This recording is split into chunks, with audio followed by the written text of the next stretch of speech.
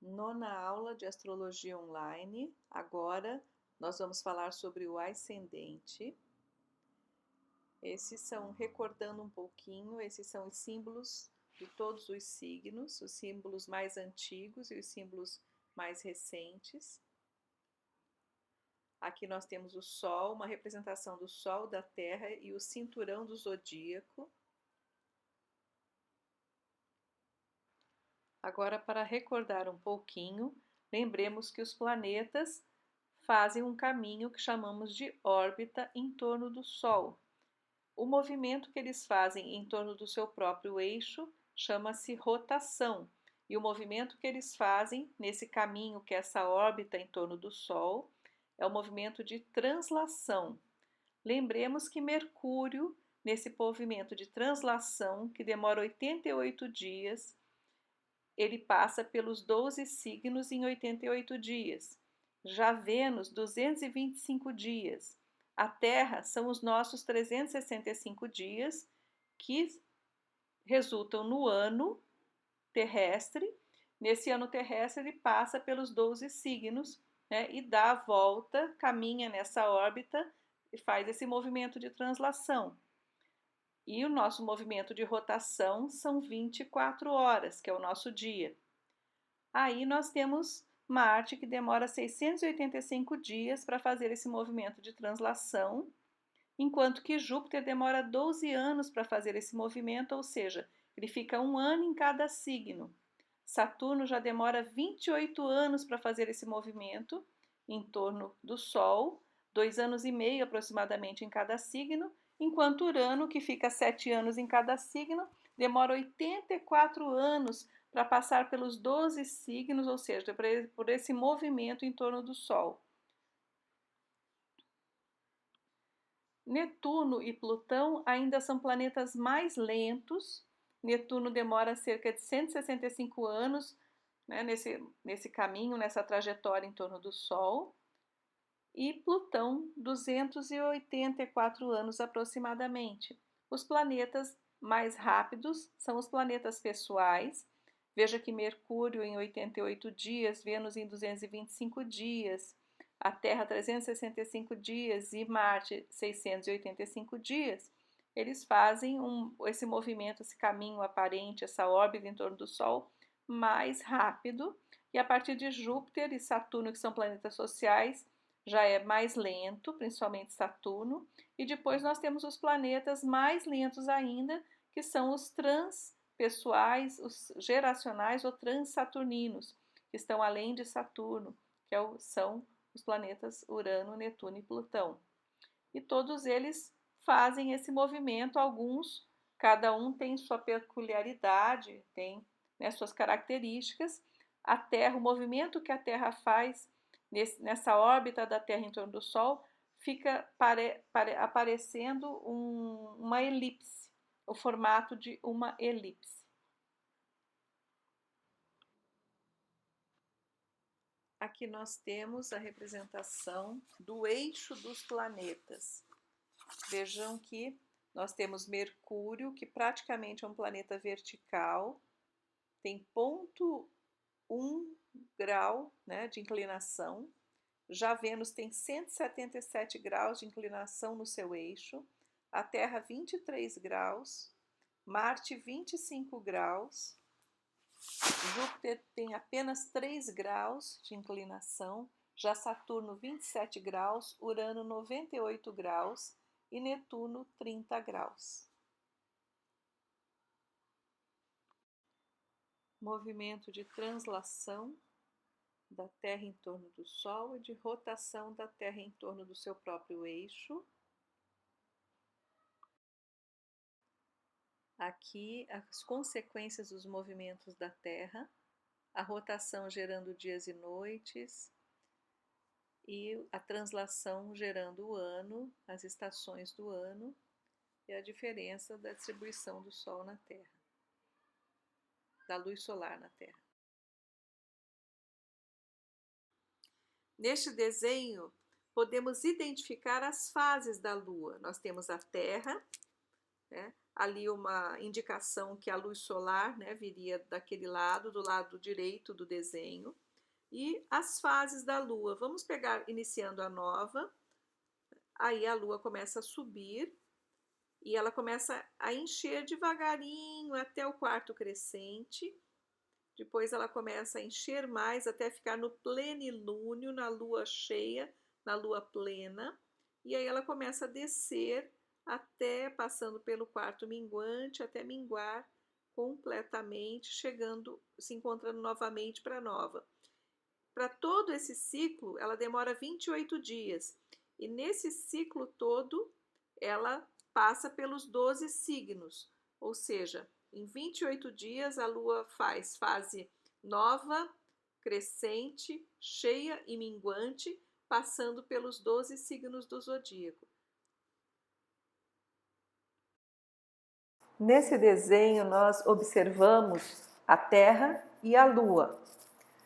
Vejam que há um demonstrativo da órbita da Lua, que é o caminho, né, que a Lua percorre em torno da Terra, e da órbita da Terra, que é o caminho, um pedacinho da órbita da Terra, dá para a gente ver, da eclíptica, que a Terra percorre em torno do Sol, o Sol não aparece nesse desenho.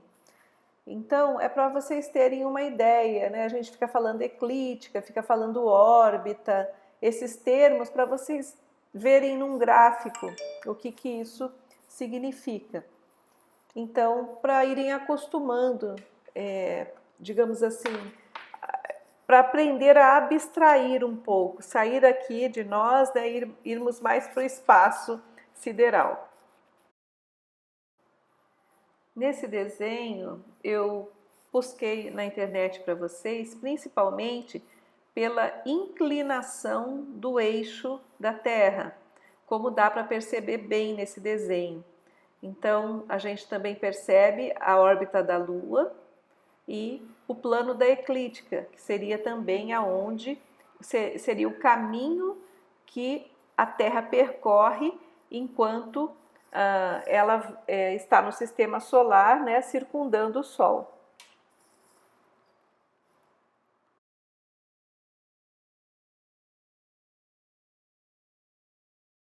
Aqui nós temos uma representação bem simples, indicando os pontos, né? O norte, que corresponde à quarta casa, fundo do céu, sul, que corresponde à 10ª casa, meio céu, leste, que corresponde ao ascendente, e oeste, que corresponde ao descendente.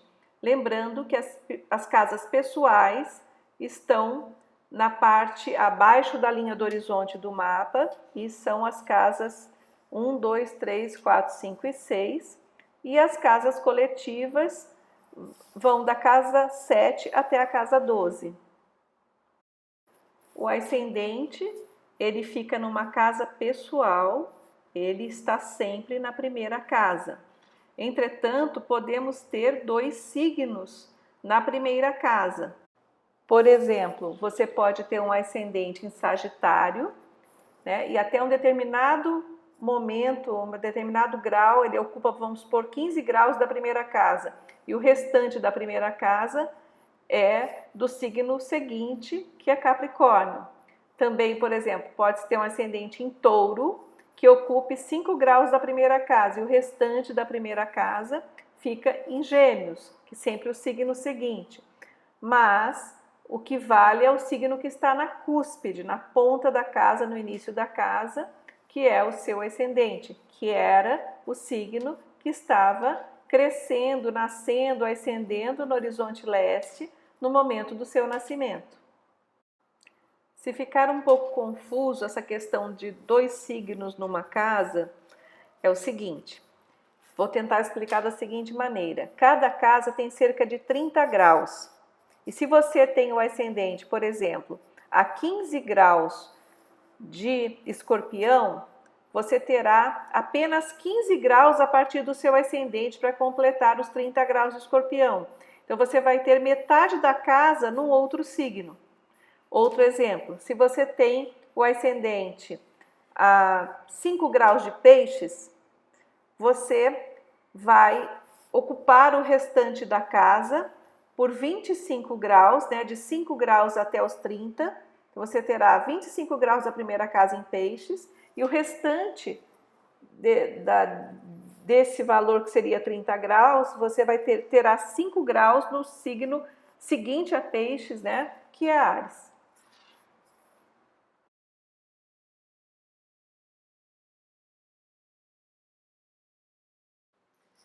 Vejam o mapa do Jim Carrey, que é ator, comediante, conhecido por diversos filmes. Ele nasceu dia 17 de janeiro de 1962. Ele tem o ascendente a 15 graus de Escorpião, como eu dei o exemplo. E vejam que a primeira casa dele fica 15 graus em Escorpião, a partir da seta vermelha do ascendente, e o restante já está no signo de Sagitário, e a casa 2 começa aos 14 graus de Sagitário.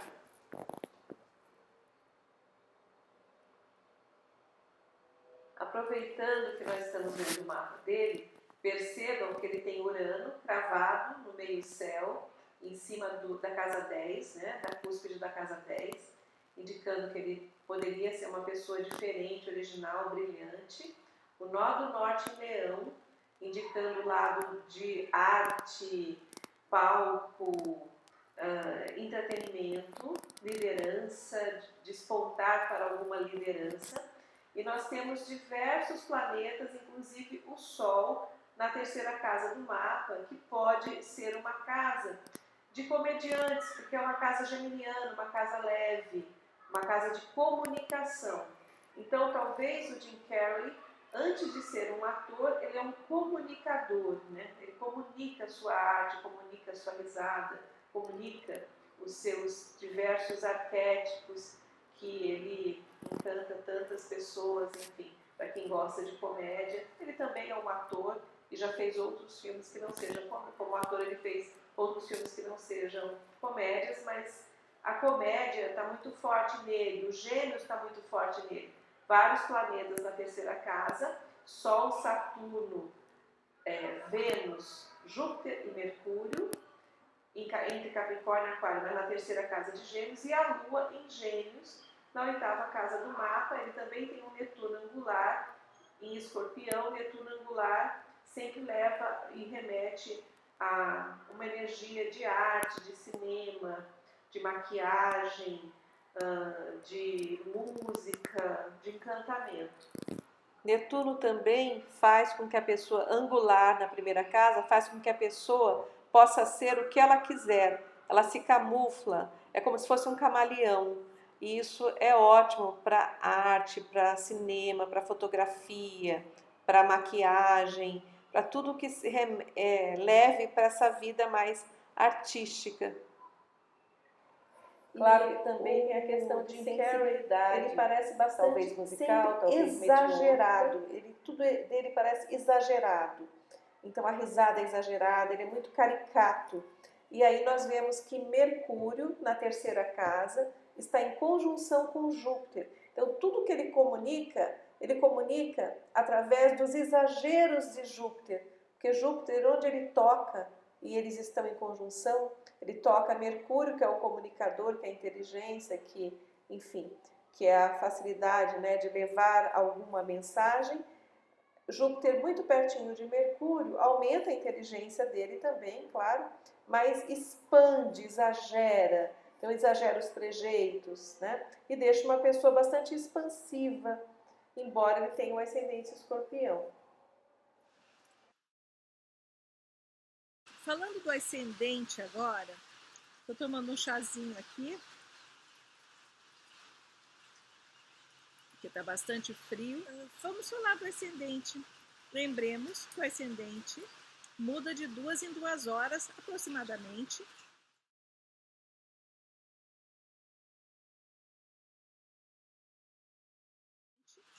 E que o Sol nasce no leste. Vejam onde está o ascendente, casa 1, que está marcado 6 horas da manhã. Dependendo da época do ano, quem nasce geralmente entre 6 e 8 horas da manhã tem o Sol na casa 12 ou na casa 1. faz sua trajetória até o ápice, que é meio-dia. Veja que o ápice dessa imagem está marcando meio-dia, que corresponde à 10ª casa, entre a 9ª e a 10ª casa. Começa a descer para o poente, que é o oeste, por volta das 6 horas da tarde. Vejam que nessa imagem das 12 casas, o poente está por volta de 6 horas da tarde, está na casa 7. E desce no fundo do céu, que seria por volta da meia-noite. Vejam nessa imagem das 12 casas que embaixo, indicando meia-noite ou 12 p.m., que essa imagem está em inglês, nós temos a casa 4, a cúspide da casa 4. Então, quem nasce por volta da meia-noite, 11 horas, 1 hora da manhã, tem o Sol entre a casa 3 e 4, dependendo, novamente falando, dependendo da época do ano, do fuso horário que a pessoa nasce. Claro que o Sol começa a nascer normalmente por volta das 6 horas, em geral. Isso vai mudar um pouquinho conforme a latitude, mas nós temos esse movimento do Sol, né? Nasce no horizonte leste, tem o ápice ao meio-dia, se põe por volta das 6 horas e vem aqui para o fundo do céu por volta da meia-noite e volta até as 6 e ele vai fazer esse movimento todo durante 24 horas. Então, em 24 horas, ele passou pelos 12 signos. Se você nasceu por volta das 6 horas da manhã, repito, dependendo da latitude, das coordenadas geográficas, né, do ponto onde você nasceu, a localização é importante, por isso a gente pede a cidade para fazer o mapa. Se você nasceu às 6 horas por volta, você vai tender a ter o Sol ali, entre a casa 12 e a casa 1. Se você nasceu por volta do meio-dia, 1 hora, você vai ter a tendência entre 10 e meio-dia, você vai ter o Sol no meio-céu, entre a casa 9, 10 e 11. Se você nasceu por volta das 6 horas, você vai ter o Sol na casa, o Sol é o signo, né? Entre a casa 6 e a 7. Se nasceu por volta da meia-noite, 11 horas, você vai ter o Sol na casa 4, 3, 4 e 5. Só para vocês, eu estou falando do Sol, só para vocês saberem desse percurso dele. E aí nós vemos as 12 casas.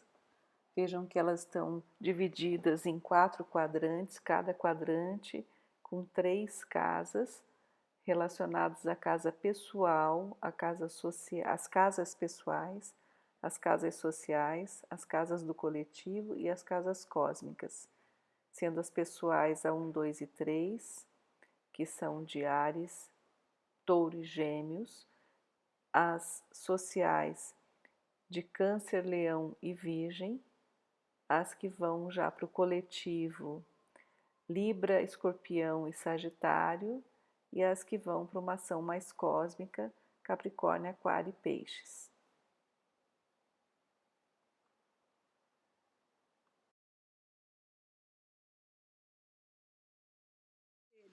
E de 2 em 2 horas, essa faixa que está aqui, zodiacal, que está no horizonte leste, ela muda. Então, de 2 em 2 horas, muda o nosso ascendente. O ascendente é sempre na primeira casa. Então, o que eu quero dizer para vocês, para vocês terem ideia desse percurso, é que o ascendente, ele representa o nosso primeiro contato com o mundo, né? Uma porta aberta no qual nós desembarcamos aqui neste mundo, é a maneira como as pessoas nos veem, é a nossa faceta mais exterior, não no sentido de uma máscara negativa, mas no sentido de uma forma que as pessoas nos absorvem primeiramente. O ascendente é muito importante. Então vamos supor uma pessoa que tem o ascendente em Áries, o regente é Marte. Você vai procurar no mapa onde está esse regente. E aí vai associar esse ascendente, por exemplo, em Áries, com o Marte que está em alguma outra casa, em algum outro signo. A possibilidade de se ter um ascendente em Áries, o Marte em Áries em cima do ascendente. o que vai acontecer com essa pessoa? Ela vai ficar muitíssimo autêntica, primeiramente, porque mesmo ascendente, Marte que rege o ascendente está no mesmo signo, o ascendente está conjunto ao ascendente, fica bastante autêntica, mas também bastante direta, objetiva e bastante autoconfiante, que aí a gente está falando de Áries e de Marte. Vamos supor que uma pessoa tenha o ascendente em Touro, e aí a gente vai procurar quem que rege Touro, é Vênus, então a gente vai procurar em que lugar do mapa está localizada a Vênus, em que signo está, e aí você vai fazer essa relação do ascendente em Touro com, vamos supor que a Vênus esteja no signo de Câncer, e Câncer está na terceira casa do mapa, daí você vai fazer a relação da terceira casa com o ascendente e com esse regente que está em Câncer. A pessoa vai ficar bastante afetiva, né, bastante caseira, bastante voltada para os assuntos do lar, da família. Um exemplo só. Então é importante saber o ascendente, porque as pessoas nos veem bastante como esse ascendente é a forma de você externalizar a sua personalidade e atuar no mundo também. Então nós vimos que em 24 horas o Sol faz o seu caminho. Dependendo da hora do nascimento, o Sol terá uma posição diferente. Consequentemente, o Sol tem uma relação direta com o ascendente. Como o dia tem 24 horas e os signos são 12, supõe-se que na sua passagem pelo zodíaco, o Sol fique 2 horas ou cerca de 2 horas em cada signo. Essa exatidão, entretanto, não acontece se colocarmos 12 pessoas do mesmo signo solar frente a uma mesma situação, mas que tenham ascendentes diferentes. Teremos 12 reações diversas, 12 pontos de vista diferentes. Todas são semelhantes, mas todas mostram atitudes diferentes. O ascendente é essa máscara, né? É a máscara que o ator usa quando representa um papel. É a máscara e não ele. Se nós colocarmos 12 pessoas com o mesmo signo e com 12 ascendentes diferentes, nós vamos ver as pessoas reagirem de forma diferente a uma mesma situação. Claro que em virtude de todo o mapa, e aí nós temos vários pontos, como nós já vimos, os planetas pessoais, os planetas sociais, os transpessoais, as casas, mas também, principalmente, pelo Sol ter uma relação direta com o ascendente, as pessoas com ascendentes diferentes, mesmo tendo o mesmo Sol, terão reações diferentes a uma mesma situação. Através do ascendente, nós estudamos o nosso corpo físico, aparência, vitalidade, a maneira como expressamos o que temos em nosso interior. O ascendente poderia ser colocado, se a gente for fazer analogia com o automóvel, né? O ascendente seria o automóvel, o Sol é quem está dirigindo o automóvel, a bagagem que nós estamos levando seria a Lua, que tem a ver com as emoções e o que a gente traz de bagagem de vidas passadas. A estrada para a qual estamos seguindo seria o meio-céu. Então, se nós fôssemos fazer uma analogia, né?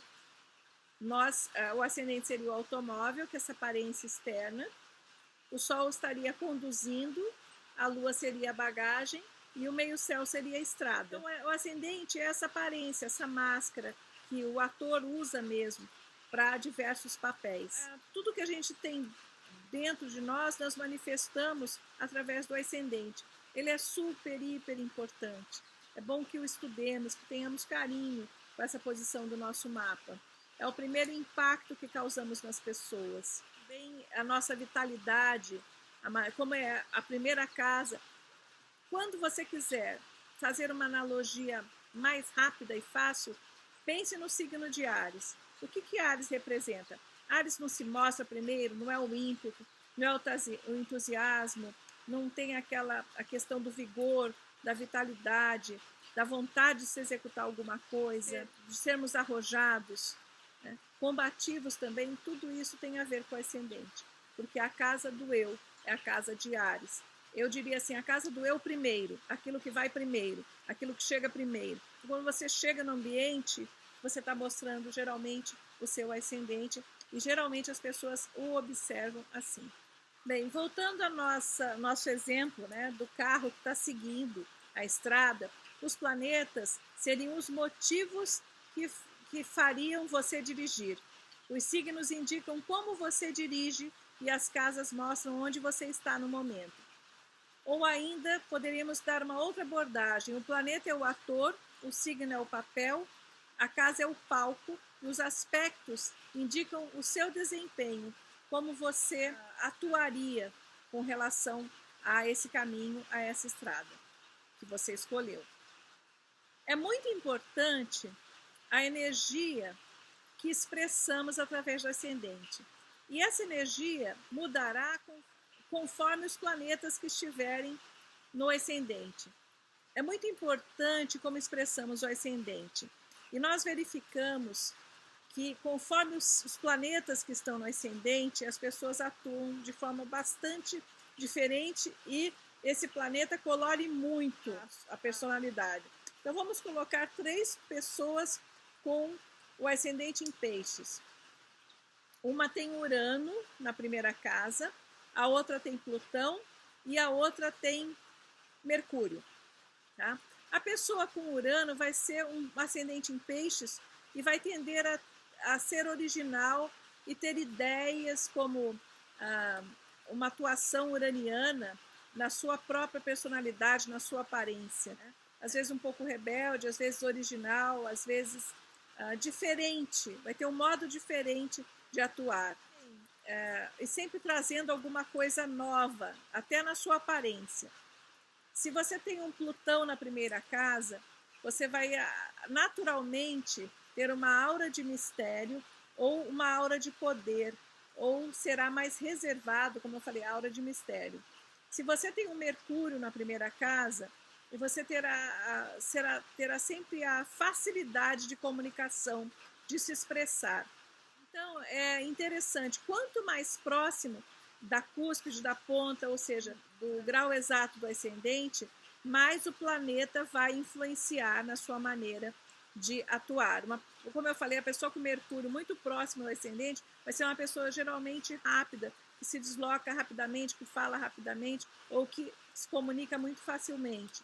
Uma pessoa com Plutão vai ser mais séria, mais misteriosa, uma aura meio de poder. Uma pessoa com Saturno vai ser uma pessoa que demonstra maturidade ou que é um pouco desconfiada, ou já tem uma certa exigência ou dá uma impressão de seriedade.